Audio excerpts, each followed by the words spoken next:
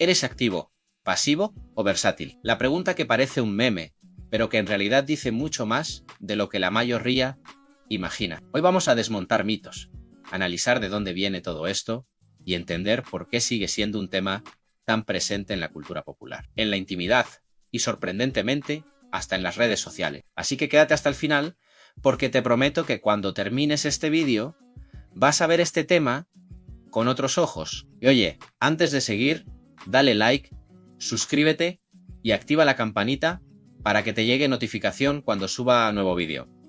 Que lo que se viene está bastante interesante. Vamos a empezar por lo básico. Cuando alguien dice que es activo, pasivo o versátil, se refiere a su rol en una relación sexual entre hombres, aunque con el tiempo el concepto se ha ampliado mucho más allá de ese contexto. El activo, en teoría, es quien adopta un papel más dominante o penetrativo, mientras que el pasivo sería quien adopta el rol receptivo. El versátil es quien puede desempeñar ambos.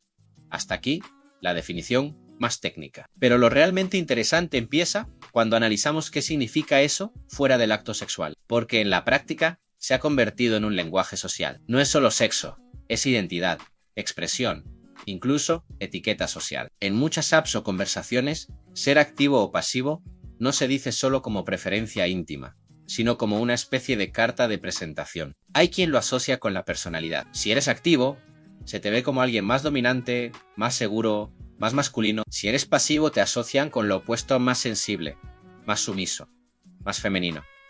Y eso es un error enorme, porque esa visión viene directamente del machismo y de una idea muy anticuada del deseo. Si nos remontamos un poco atrás, vemos que estas etiquetas no nacen del mundo moderno ni de las apes. Vienen de siglos de historia donde el papel sexual se mezclaba con la idea de poder. En la antigua Roma, por ejemplo, los hombres libres podían tener relaciones con otros hombres, siempre que mantuvieran el rol activo. Ser pasivo, en cambio, se consideraba una deshonra si eras ciudadano libre. No era el acto lo que se veía mal, sino perder el papel de dominio. Ya entonces el sexo se interpretaba como una metáfora de poder, algo que todavía seguimos arrastrando. Con el tiempo, la sociedad cambió, pero la estructura mental se mantuvo. En pleno siglo XXI todavía se escucha eso de quién hace de qué, como si fuera obligatorio encasillar cada rol en una relación. Y aquí entra en juego la cultura pop, porque el tema de los roles sexuales ha saltado del ámbito privado al público con una naturalidad que antes era impensable. Series, canciones, memes y hasta TikToks han hecho del activo o pasivo una especie de broma colectiva, pero también una conversación abierta sobre identidad, placer y flexibilidad. Sin embargo, esa exposición tiene dos caras. Por un lado, ha ayudado a normalizar hablar de sexualidad sin tapujos, pero por otro, ha reforzado ciertos estereotipos, por ejemplo, el cliché de que el activo tiene que ser más corpulento, más masculino, con barba y voz grave, mientras que el pasivo es más delgado, más delicado, más femenino. Es absurdo, pero está tan metido en la cultura que hasta se refleja en la forma en la que la gente se comporta en redes o se presenta en apps. Lo curioso es que, a pesar de lo que parece, la mayoría de la gente no encaja del todo en esos moldes. De hecho, muchos estudios y encuestas en comunidades LGBT demuestran que cada vez más personas se identifican como versátiles. Y eso tiene sentido, porque en el fondo, la sexualidad es fluida. Encerrarse en una etiqueta puede servir para orientarse, pero también puede limitar la experiencia. Lo que me llama la atención es cómo estas categorías se han transformado en algo más que una descripción de lo que pasa en la cama. Hoy en día, decir que eres activo o pasivo puede implicar mucho más.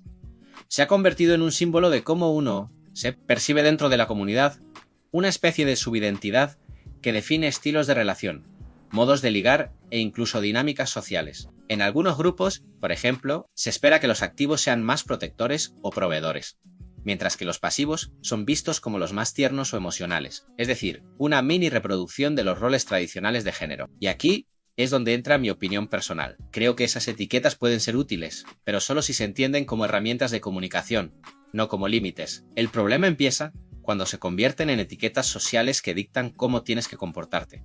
O peor aún, qué valor tienes. Hay gente que rechaza a alguien solo por ser activo o pasivo, sin conocer nada más, y eso demuestra lo fácil que es convertir la identidad sexual en prejuicio. Lo más interesante es que el auge de Internet y las redes ha transformado completamente cómo se perciben estos roles. Antes, la información era tabú. Hoy, hay foros, canales y creadores que hablan abiertamente sobre placer, anatomía salud sexual y diversidad. Y eso cambia todo. Porque cuando la gente entiende que no hay un único modo de vivir su sexualidad, se libera de una presión enorme. Ya no es una cuestión de cumplir un papel, sino de disfrutar, comunicar y conectar con el otro. Otra cosa que me parece fascinante es cómo este tema conecta con la evolución de la masculinidad. Muchos hombres, al explorar su rol sexual, descubren cosas sobre sí mismos que van más allá del sexo. Por ejemplo, la vulnerabilidad, la empatía o la capacidad de confiar. Ser pasivo no te hace menos hombre, y ser activo no te convierte automáticamente en el que manda. En el fondo, lo que más asusta a la sociedad no es el acto en sí, sino la idea de romper el molde de lo que se supone que un hombre debería ser. Y eso nos lleva a una reflexión clave. El lenguaje cambia la forma en que pensamos. Cuando decimos activo o pasivo, sin darnos cuenta, estamos reproduciendo estructuras de poder antiguas. Pero si empezamos a ver esos términos como simples roles de placer, sin jerarquía, podemos liberar la conversación de prejuicios. No hay un rol mejor o peor, ni uno más masculino o más femenino. Solo hay cuerpos, deseos y acuerdos. Por cierto, si has llegado hasta aquí, dale like, suscríbete y activa la campanita para no perderte los próximos vídeos, porque todavía queda mucho por analizar sobre cómo estos conceptos han evolucionado culturalmente. Si analizamos la evolución del lenguaje, encontramos algo curioso. En los 90 y principios de los 2000, ser etiquetado como pasivo era casi un insulto dentro de algunos entornos.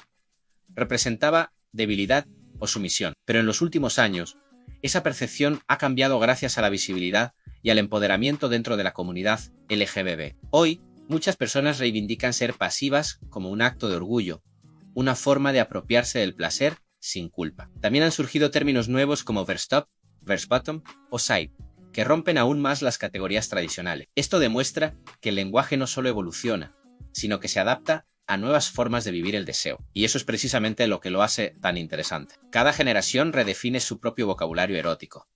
Y eso también es cultura. Una de las curiosidades más llamativas es cómo los medios han usado este tema como un recurso narrativo. En algunas series, se sugiere el rol de un personaje sin decirlo abiertamente, usando pequeños guiños visuales o frases ambiguas. En otras, se convierte en una parte central de la trama, mostrando la tensión entre los roles como una metáfora de la relación, de poder o del equilibrio emocional entre los protagonistas. Pero hay que tener cuidado, porque esa representación no siempre es positiva. Cuando los medios muestran a los pasivos como débiles o dependientes, refuerzan un estereotipo dañino, y cuando los activos son retratados como los únicos con autoridad o liderazgo, se pierde la complejidad del tema. La verdadera evolución cultural está en entender que los roles no definen a la persona, sino la dinámica entre dos seres humanos. Además, hay una parte científica detrás que casi nunca se menciona. Algunos estudios sugieren que la preferencia por ciertos roles puede estar influida por factores biológicos,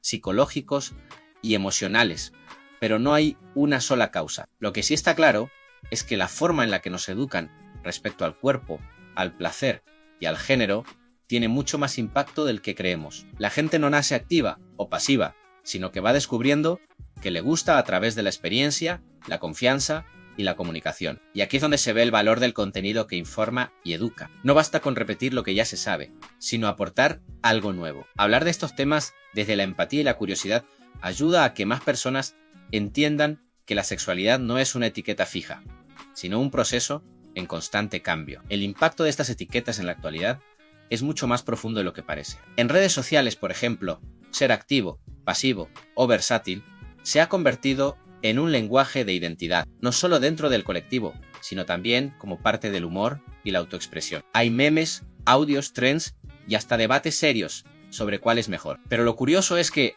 aunque mucha gente lo tome con humor, detrás sigue existiendo un diálogo sobre poder, deseo y aceptación. Lo que antes era un tema tabú, ahora se discute abiertamente. Y eso tiene un valor enorme, porque hablar de sexualidad de forma natural es una forma de educación. Cada vez que alguien publica un vídeo o un hilo explicando las diferencias, desmontando mitos o compartiendo su experiencia, está aportando conocimiento que antes no estaba disponible. Eso es precisamente lo que convierte este tipo de contenido en algo valioso.